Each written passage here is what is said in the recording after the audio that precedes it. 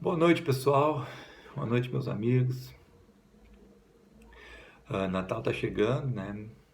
E a mídia é chegada no Papai Noel. Nossa! Mas vamos falar de Jesus. Vamos aproveitar esse embalo aí, em vez de a gente ficar murmurando Papai Noel e isso, e presentinho, aquela coisa. Vamos falar de Jesus. Bom, eu vou falar na real, na íntegra, assim. Hoje o assunto vai pegar. Jesus morreu por nós. Jesus sofreu por nós. Vamos por que entender por que isso. O salário do pecado é a morte. Quando a gente peca, a gente se afasta de Deus, certo? E a gente tem que morrer. Esse é o preço. Aí Deus permitiu que a gente sacrificasse um animal para a remissão dos nossos pecados. Aí, tá, só que isso aí é se estender. Aí Jesus veio e não, deixa para mim que eu vou resolver isso aí. Eu vou lá e vou morrer pelo pessoal, por todos. E aí quem crê em mim será salvo. Beleza. Aí Jesus veio,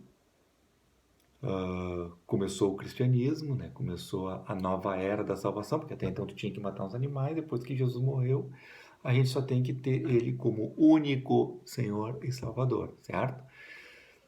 Por que isso? Porque a gente não precisa mais pagar o preço. Hoje nós vivemos o tempo da graça, não precisamos mais pagar o preço. Agora vamos ver um detalhe. Jesus podia ter vindo aqui, tá?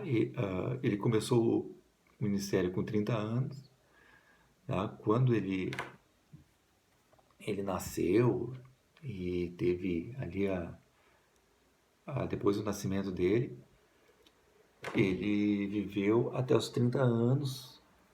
Por quê? Porque um judeu, o Jesus sempre seguiu a norma judaica, né? Ele sempre seguiu as regras judaicas. E com 30 anos que um homem é considerado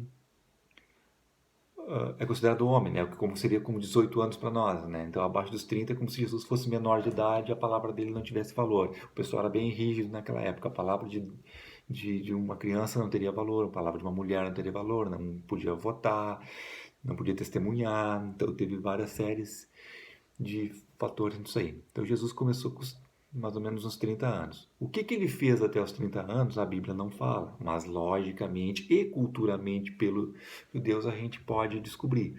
Eu acredito que Jesus tenha sido casado nesse meio tempo.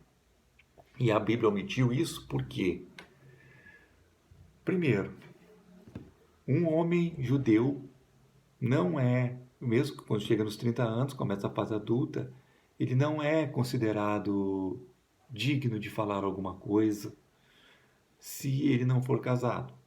Existe um preconceito contra homens solteiros até hoje. Tem empresas que não contratam a pessoa, o cara solteiro, porque o cara vai beberrão, porque o cara é isso, porque o cara tem que ter uma mulher, filho, certinho, porque aí eles sabem que o cara vai trabalhar, que o cara tem conta para pagar no final do mês, tem família para sustentar.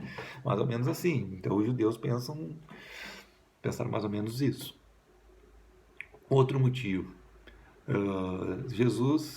Imagina se Jesus fosse casado e tivesse filho, tá? Acabou o ministério dele. Porque o que é o ministério dele?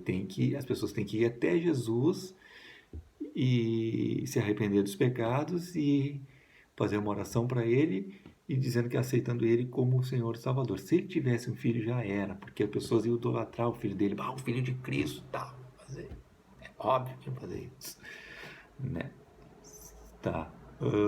Para Jesus. Então eu considero que Jesus teve filho e deixaram isso em ordem. Outro fator importante, Maria, mãe de Jesus, ela acompanhou ele na crucificação, tinha outra mulher junto. Então, o que essa mulher estava fazendo no tempo todo lá? Porque seria esposa, poderia ser. Né? Quando Jesus ressuscitou, quem foi lá ver o corpo primeiro foi uma mulher. Tá? E mulher não serviria para testemunha. Então, isso comprova também a veracidade bíblica. Porque se os caras quisessem inventar uma história dizendo que Jesus não tinha morrido, ou que Jesus não ressuscitou e blá blá blá, Eles iam fazer o quê? Eles iam botar alguém, um homem lá para verificar. Não, eles botaram uma mulher. Mulher não tinha valor de testemunha. Então a história, assim, ah, ela tem essas peculiaridades que tu pode ver que a coisa não foi forjada, que foi uma coisa natural, né? Aí vamos falar um pouco agora da crucificação. Jesus reuniu os apóstolos e tal, e reuniu Judas também, estava dentro deles, e ele foi o traidor. Pedro falou para Jesus uma coisa importante. Pedro falou para Jesus que aconteça o que acontecer, eu vou estar contigo. E Jesus disse para Pedro, até o que o galo cante, né? Até essa noite toda, quando amanhecer, já vai ter me negado 3 vezes. E a gente diz isso, não, de Deus, eu vou estar com Deus, eu vou fazer. Quantas vezes a gente nega Jesus por dia, né? Fazendo coisas que desagradam a Ele, fazendo coisas que vão de encontro até o que nós acreditamos, né? Então, a gente é passível de entendimento a atitude de Pedro e o arrependimento que ele teve depois. Isso é louvável, assim. E aí, vamos lá. Daí, vamos falar de Judas. Judas era um cara, todo mundo diz, é um vagabundo, não sei o que. Não, o cara era a cabeça lá, porque ele foi até os governadores e pessoal lá de poder e fez a proposta para eles de trair Jesus em troca de um dinheiro lá. Vai tu lá falar com o teu governador lá, bate na porta do teu prefeito, os caras não vão te receber nem na porta. Então vão te botar para correr, se não marcar uma hora, não fizer se tiver uma justificativa muito boa, tu vai ter que passar por secretária, por segurança, por isso, por aquilo. Jesus não, ele entrava porta dentro do negócio e falava com as pessoas. Tanto é que isso é verdade, que depois, quando ele se arrependeu, ele foi lá de porta aberta e entrou e tentou desfazer o erro, e eles não aceitaram. Né? Então Judas era uma pessoa experiente, uma pessoa que só que o problema dele era a ganância. Por que ele foi discípulo de Jesus? Porque ele achou que Jesus ia fazer uma revolução, ia quebrar aquilo tudo, ia botar ordem no negócio e o reino, estabelecer um reino. Jesus não veio, Jesus não é líder de grupo de extermínio, Jesus é salvador. E aí Judas se decepcionou com isso e foi lá e traiu ele. Aí Jesus foi preso, tá? E Jesus sabia que ele ia morrer. Ele falou para Deus, se possível, aparta de mim esse cálice, mas seja feita a sua vontade. E aí Jesus foi preso e interrogado. O interrogatório de Jesus foi algo incrível, porque ele não falou nada. Tu é o Messias? Tu acredita? Ele ficou quieto. Ele só disse, se assim tu dizes, né? E a gente vai para um interrogatório, ou qualquer explicação que a gente for dar para os nossos superiores no trabalho, a gente já vai com um gabarito de uma série de textos, não porque fulano me fez isso, não porque eu fiz aquilo, porque se justificando, e Jesus não se justificou, ele calou quieto. Em Isaías, ali, em 53, se eu não me engano, fala que ele foi tosqueado em silêncio como uma ovelha. Tá? Eu não lembro direito o texto, depois eu preciso dar uma olhada. E Jesus fez isso. Então é um exemplo que ele nos dá de como agir no momento que a gente é interrogado injustamente. E aí Jesus foi o quê? Bateram nele, cuspiram nele, traíram ele, zombaram dele e torturaram ele. Ele foi para um lugar, até aquele filme Paixão de Cristo, né, que tem umas cenas bem fortes assim de tortura, porque os chicotes dos judeus eram feitos de couro, com pedaços de osso e alguma coisa de ferro. Aquele negócio grudava na pele e rasgava, arrancava. E Jesus foi açoitado por aqueles instrumentos, por várias pessoas. Eles revezavam, a Bíblia conta. E creio eu que, assim como no filme mostra também, eu achei bem interessante essa sacada aí do diretor, que o filme mostra que Jesus não foi só nas costas que ele foi açoitado. Sim, ele caiu e foi açoitado durante no corpo inteiro, no rosto. Então ele sofreu muito, perdeu muito sangue, estava com seus órgãos praticamente, sua musculatura caiu, a pele, sua musculatura estava de fora. Imagina a dor física que ele sofreu ali. E aí ele teve que pegar uma madeira. Vamos botar por baixo. Vamos fazer de conta que Jesus tinha 1,50 m, uma pessoa de estatura baixa, e 50 quilos, só para a gente arredondar o cálculo. Uma pessoa de 1,50 m, em cima da cruz tinha mais ou menos 1 metro que eles pregavam a placa lá, Jesus, Reino dos Judeus, que era o crime que ele acusava ele de cometer. Então, o pau tinha o quê? A madeira que tinha 1,50 m, do tamanho de Jesus, mais um para cima. Tá? Até o chão deveria ter mais ou menos 1 metro, 1,5 m. Então nós estamos falando aí de 3 metros, de 4 metros, né? 1,5 de Jesus, mais 1,5 para baixo, mais um para cima. Então 3, 4 metros. Mais 1,5 m que vai ter que ficar embaixo da terra para dar sustentação. Né? No mínimo 1,5 m, 2 metros. Então estamos falando de 4 metros, mais 1,5 para baixo, 5,5 a 6 metros de altura. A madeira teria que ter no mínimo 5 a 6 metros de altura. 5 a 6 metros de altura é mais ou menos o que? Um poste de luz desses aí que a gente vê. E o diâmetro seria mais ou menos do tamanho do tórax do um, porque se tu botar uma varinha assim, o troço vai cair, não vai sustentar. Eu tinha que sustentar um homem, deveria ser mais ou menos o tamanho do meu tórax, seria mais ou menos isso aqui. Então, uma madeira desse diâmetro aqui, de 5 metros de altura, 5 a 6 metros de altura, não era pouca coisa. Para tu carregar isso aí durante ali o presídio, ali onde ele estava, até a subida do morro que ele foi crucificado, que não foi terra plana, foi um morro em meio a calçadas. Não sei se Jesus estava descalço ou não. Tiraram as vestes dele, provavelmente as sandálias. Ele estava só com um tapa-sexo ali, tipo uma fralda, uma coisa assim, um short, sei lá.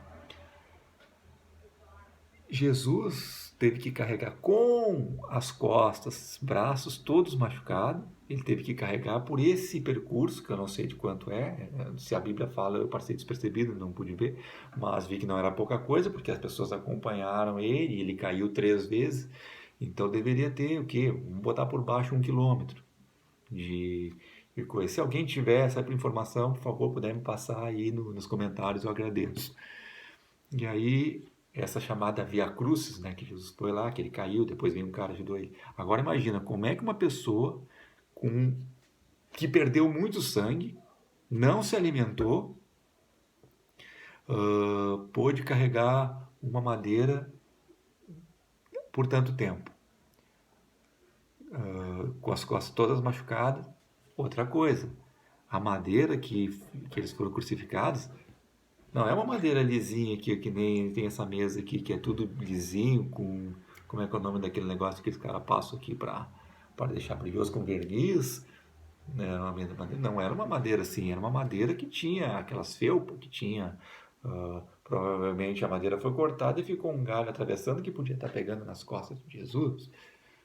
Então, ele sofreu horrores. Por que Jesus teve que sofrer? Por que alguém não chegou e não deu um tiro na cabeça? Não existia arma. Por que não cortaram a garganta dele? Por que não fizeram alguma coisa que fosse mais indolor? Porque Jesus teve que sofrer. Ele sofreu porque só alguém que sofreu pode entender o nosso sofrimento. E aí a gente não vai vir com aquele papinho de que Deus não sabe o que eu estou passando, porque eu estou sofrendo isso, estou sofrendo aquilo. Jesus sofreu muito mais que nós todos. Então a gente pode ter essa percepção disso aí. Quando Jesus foi crucificado, quando ele chegou lá em cima, já nas últimas, ele não tinha mais força para fazer mais nada. Botaram ele deitado em cima do... E os caras não chegaram com uma maca bonitinha, colocando Jesus ali, estende o braço aqui, bota o braço ali. Eu acredito que os caras chegaram, pegaram Jesus pelos cabelos e tiraram ele a pontapé em cima de uma cruz. A cruz estava deitada, os caras fizeram o buraco na ponta do pé da cruz, botaram a cruz deitada para lá, atiraram Jesus em cima a pontapé de qualquer maneira, amarraram os braços para não firmar na cruz, botaram as mãos dele na altura correta, né? Os pés também na altura correta do seu corpo, e pregaram as mãos de Jesus. Aperta a tua mão para tu dar uma olhadinha aqui. Tu tem um ponto aqui que não dói. Tu tem um ponto aqui que tu dá uma apertada aqui, tu já vai sentir um nervo, tu vai sentir alguma coisa. Tu apertar com força alguns lugares aqui, tu vai sentir uma certa dor, uma certa desconforto. Te pergunto, tu acha que o cara que crucificou Jesus lá, que pregou ele na cruz, ficou preocupado com qual seria a melhor parte da mão para não doer? Vamos passar uma, aquele negócio que a gente usa uma anestesia? Não, os caras botaram a mão de Jesus ali, botaram a mão dele em cima da cruz, botaram o joelho em cima, tocaram prego ali e meteram o martelo. Agora me diz uma coisa, tu já pregou alguma coisa na tua vida? Eu lembro que até quando eu era criança, a mãe me botava para ver o Silvio Santos e tinha aquela brincadeira, um joguinho, uma madeira que tinha uns 4, 5 pregos ali, e quem conseguisse em 3 marteladas botar o prego ali, não sei quantos pregos, ganhava o prêmio. As pessoas iam ali, acertavam 5 marteladas, todas erravam no prego. Então, eu acredito que os caras, por mais que eles já tivessem crucificado, que eles já tivessem experiência em crucificar alguém, eles não acertaram o prego até o fundo da mão de Jesus, não acertaram todas as vezes o prego. Acho que eles erraram a martelada e a martelada deu no dedo de Jesus, deu na mão de Jesus. Pode ter fraturado o osso, porque os caras não estavam com nenhuma delicadeza. Aquilo ali era pancadaria total. Isso causou muito sofrimento, muita dor. Para Jesus mais do que ele já estava com carne viva. Né? E aí eles furaram as mãos de Jesus no prego, na porrada. E as duas para os lados e furaram os pés numa madeirinha que fosse para dar sustentação, porque senão ele ia escorregar, ia rasgar a mão aqui e ele ia cair. Então ele tinha que ter um prego, alguma coisa no pé para sustentar, para não rasgar a mão e ele cair. Então eles tinham que ter essa preocupação. Então eles pregaram as mãos de Jesus, os pés, a mesma coisa. Também pé não é nada, é algo bem sensível, uma parte do corpo, nossa, bem sensível. E pregaram Jesus ali. Tá. Até aí foi horrível, mas não terminou por aí.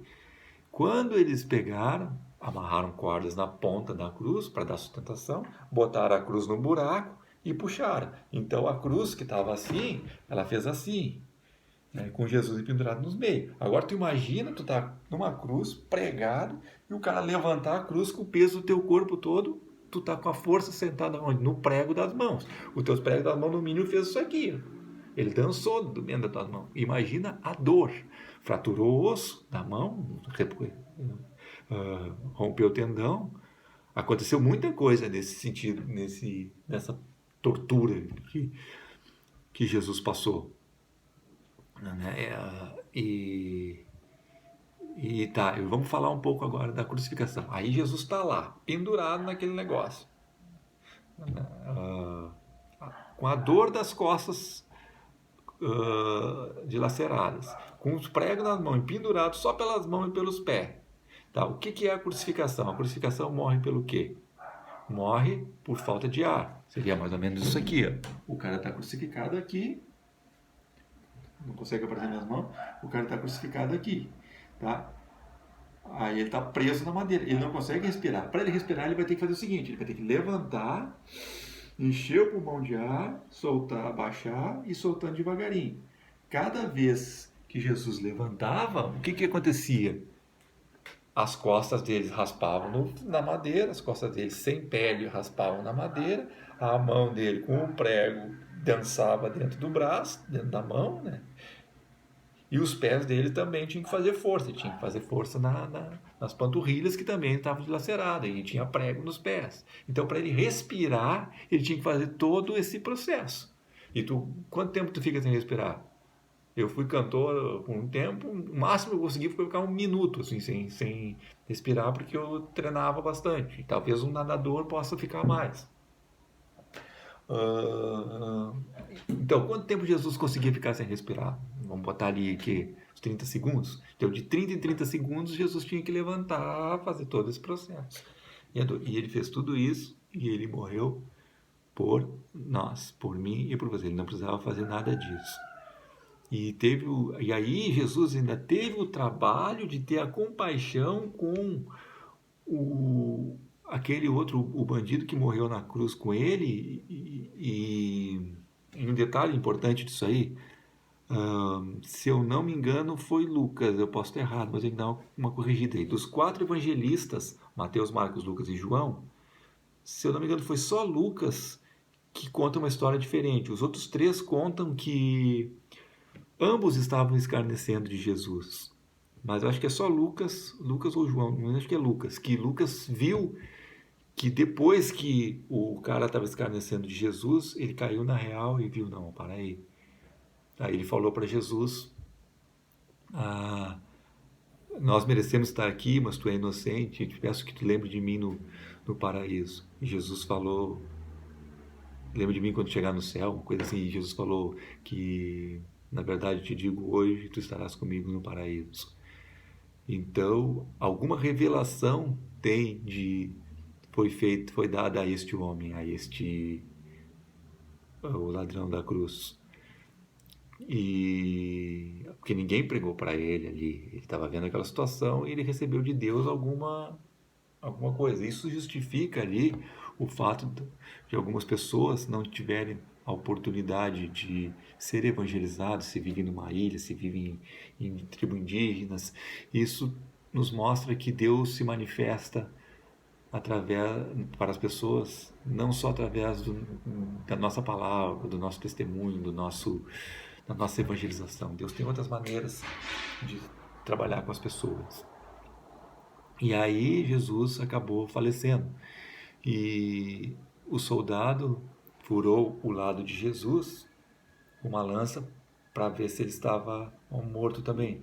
Porque eles não podiam, porque a Páscoa estava chegando e eles não podiam uh, enterrar, fazer o sepultamento de alguém na Páscoa. Então eles tinham que acelerar aquele processo ali.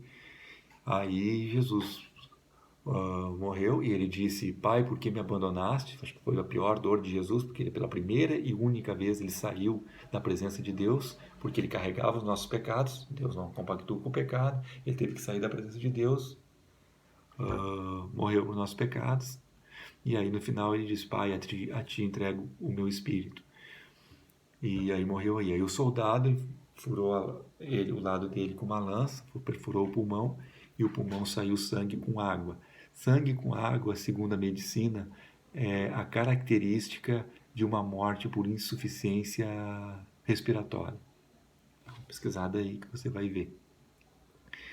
Então foi comprovado que Jesus foi realmente estava morto. Aí pegaram Jesus, levaram lá para o lugar que ele ia ser sepultado. Passaram 3 dias, foram lá ver e Jesus tinha ressuscitado.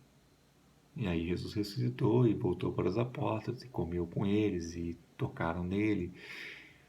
E aí ele delegou a missão para os discípulos e deu seguimento para nós e para todo mundo e pregar o evangelho a toda criatura. Aí a gente pensa, como é que a gente vai ir para todo mundo? Hoje a gente consegue ir para todo mundo. Eu estou falando aqui para você, você pode estar escutando isso no Japão, na China. Então a gente consegue ir para todo mundo. O que Jesus pediu, ele nos deu condições de fazer através da internet. Então, tem tudo aí acontecendo. Basta a gente ter vontade de querer fazer e que Jesus vai nos abençoar. E Deus tem um plano muito grande para nossas vidas.